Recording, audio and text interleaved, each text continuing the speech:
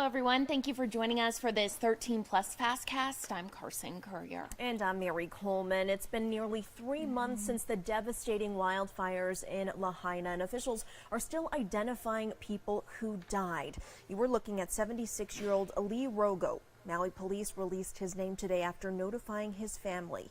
Of the 99 confirmed deaths, just one victim has yet to be identified. And after lots of speculation on first responders' behalf, the Maui Police Department is releasing body cam footage to show just how much officers did that day to save as many lives as possible. We do want to warn you, some of this video is hard to watch.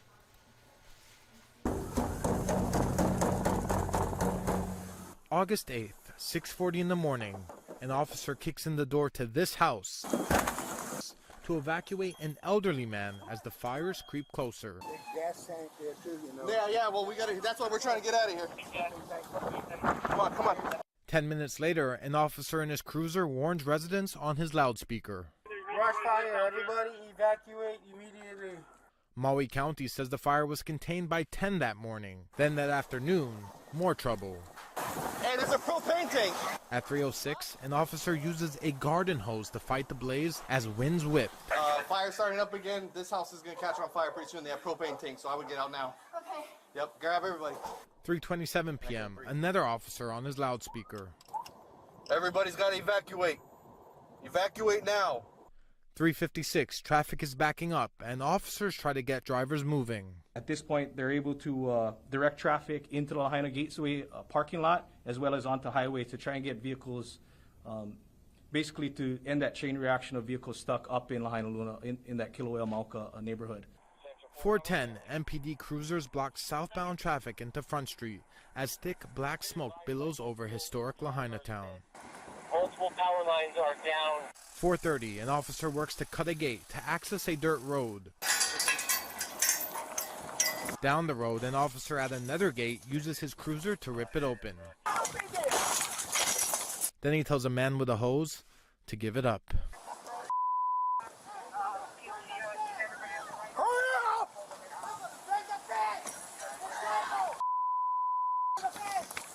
You gotta go! At 5:24, more warnings from loudspeakers. Head north on the highway. Everyone evacuate. Head north on the highway. 6:42, amid thick smoke, officers evacuate people who are sheltering inside a business off Front Street.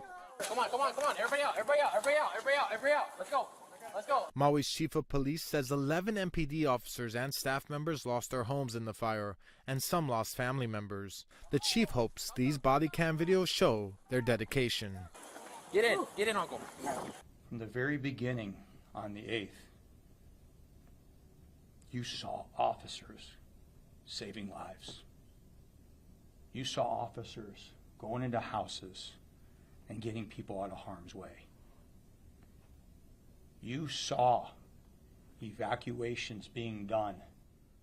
This body-worn camera footage makes it very clear and convincing that the Maui Police Department, the men and women of MPD, went above and beyond.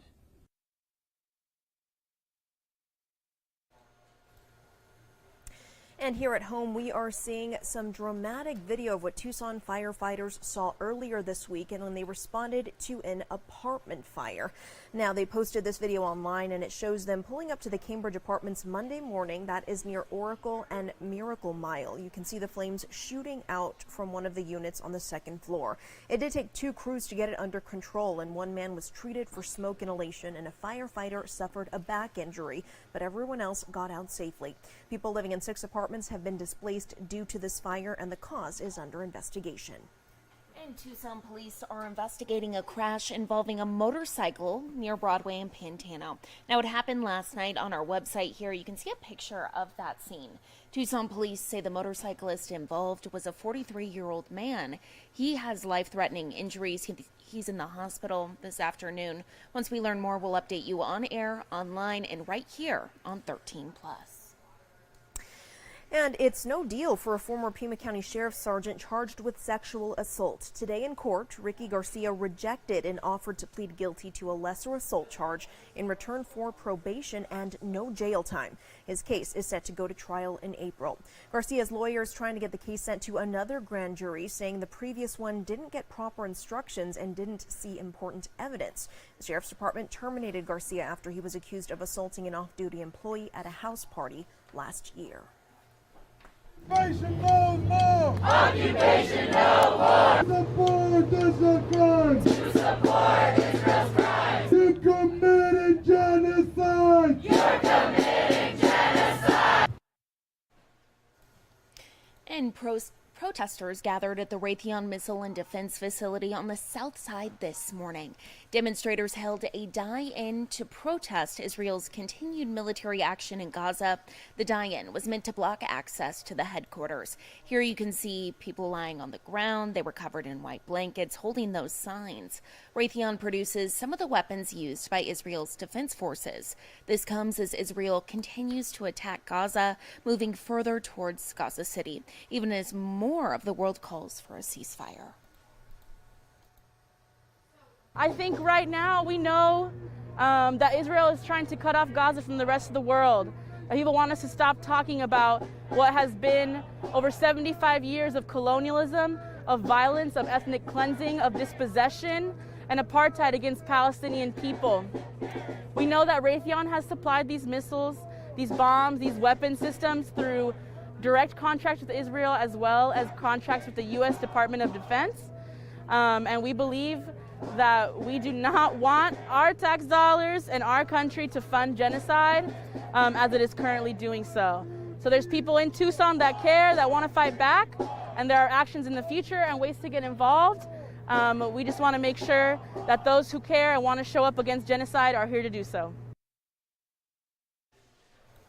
Now, those protesters formed a coalition that is trying to disrupt Raytheon's business, calling it, quote, morally apprehensible. The protesters have now cleared, and there were no arrests or injuries. And so far, more than 9,000 people have died in Gaza. For a second day in a row, the Israeli Air Force has confirmed it hit Gaza's largest refugee camp. The head of the UN Agency for Palestinian Refugees said, quote, the scale of the tragedy is unprecedented. He said the conditions in Gaza were unimaginable and everyone was asking for food and water. Meanwhile, a small number of Palestinians and foreign nationals have finally been able to leave Gaza, including some Americans. An Egyptian border official says between 20 and 25 American citizens arrived to the Egyptian side of the Rafah crossing from Gaza yesterday, and more are expected later in the day. A senior advisor to Israeli Prime Minister Netanyahu says he doesn't know why it's taken this long. From our point of view, this should have been done weeks ago, at the very beginning of the conflict. I remember this issue was first raised by Secretary Blinken when he was here on his first visit, and that was just a few days after the conflict had started. So from our point of view, this was something that we wanted to happen a while ago. It took us a while to make this happen, primarily because Hamas caused a lot of problems. Only because of pressure on Hamas, I think, have they agreed now for the exit of the people with the foreign passports.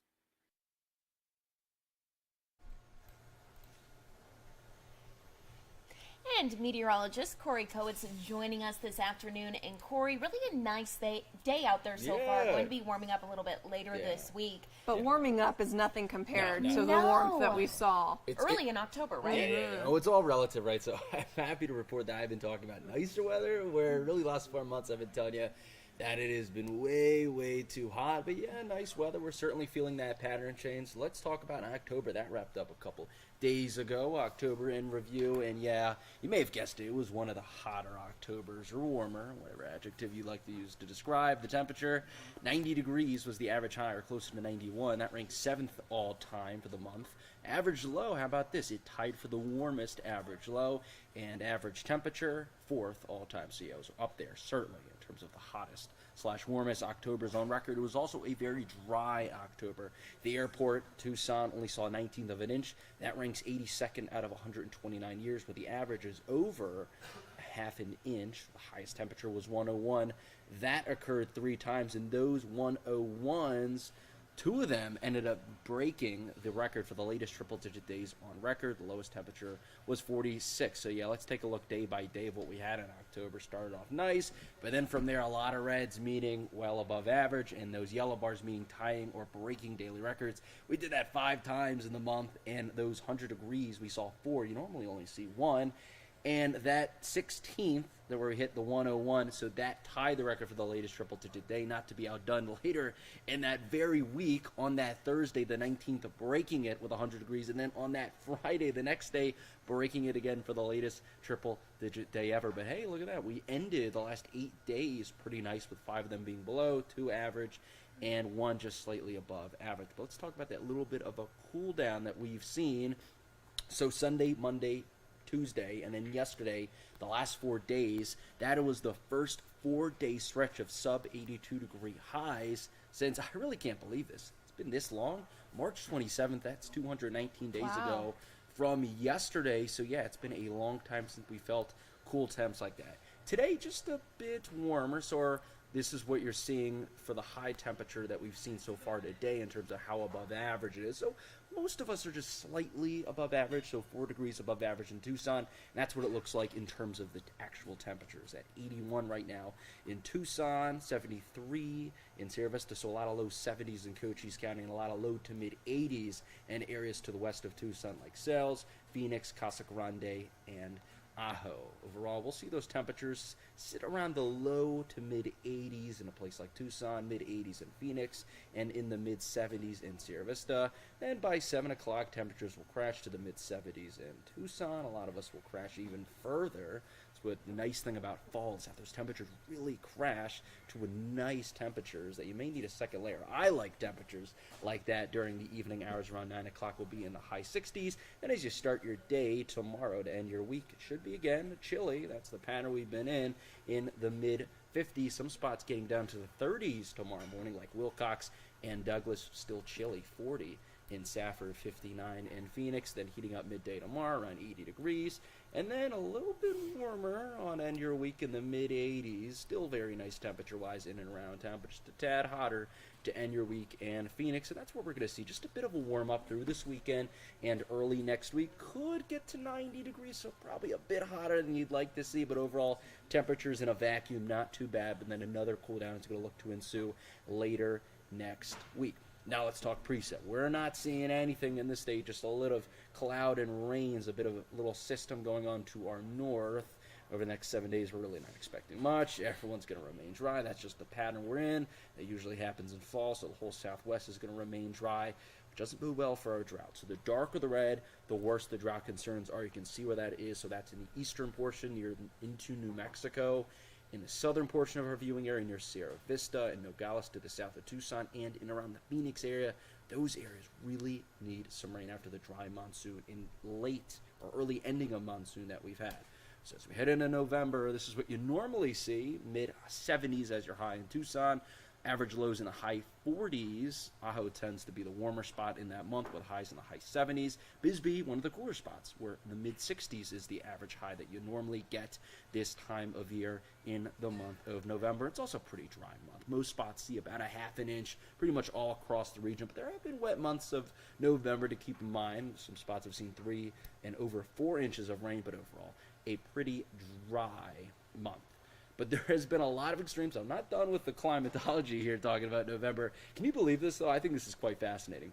The hottest temperature that we've seen in the region in November is 100 degrees, Picacho Peak, back in 2020. I know a lot of us remember how hot that year was. That's one of the years that rivals this year's in terms of heat. But it's also got down to 8 degrees in this month. Can you believe it? No, yes, there's a really wide Wow. variety in the region of what you could get. And that's kind of what you normally get I in hope these we don't get transitional either, seasons. right? No, I know, right? Like, No, extremes not in even in weather the are not middle. good. Yeah. Maybe the No, middle. yeah, that's exactly what you look for in weather. You want to see the middle, so yeah, split the difference, and that's usually what you get here. Wilcox, Nogales, can you believe it? Got down to 8 degrees one morning there back in 1921 and 1958. I am a little too young to remember those days back then. We all are, excuse me. Yes. Corey. Yeah, that is true. He's No, like, it's- whoa. Yeah, no. No, just to clarify, we all are. Definitely. just a little clarification. But okay, with all that in mind, so this is what the Climate Prediction Center is saying. Temperatures, so those dark oranges mean it's going to be well above normal, but don't panic. Well above normal, again, it's relative, keeping in mind that the average high is 75 in Tucson, and precip's going to be normal, keeping in mind that it is a dry month. We only see about a half an inch. That's the story right now. We're going to head to November, expecting a bit above average temperatures and about normal precip. Sweet. Alrighty, Corey. Thanks, Corey. Thank you. Thanks for complimenting our age. Yeah. I look great for 90 years old. Right? Oh, goodness. Oh, Corey. Well, switching gears now, the big sad story from last night. The Diamondbacks World Series run came to a very sad end. I know. We don't even want to talk about it, but, you know, the Texas Rangers took the win. They deserved it. 5-0. They deserved did. it. And it was their first time ever winning the World Series. The D-backs looking to repeat what they did in Game 2, and there were a lot of different opportunities, but unfortunately, they came up short every time. It was pretty much a back-and-forth battle for the first 6 innings, with the game tied at 0. But the Rangers got a little bit of wiggle room with a run in the 7th, and then pretty much broke free in the top of the 9th with 4 runs and very little hope of a comeback for the D-backs. Obviously, a heartbreaking loss at home, but there's already excitement for what this team will be like next year. Spring training starts February 23rd. All right. I will say, though, word on the street is that spring training tickets are going to be a little more expensive this year because they did so well. So, hey, if you're a bandwagon fan, boo to you. Exactly. Well, we will leave you with a live look overlooking Mount Bigelow. Looking pretty chilly out there. Look, the leaves are starting to change color. Oh, finally. I That's know. so exciting. Well, thank you all so much for watching this 13 Plus FastCast. Tune in at 7:30.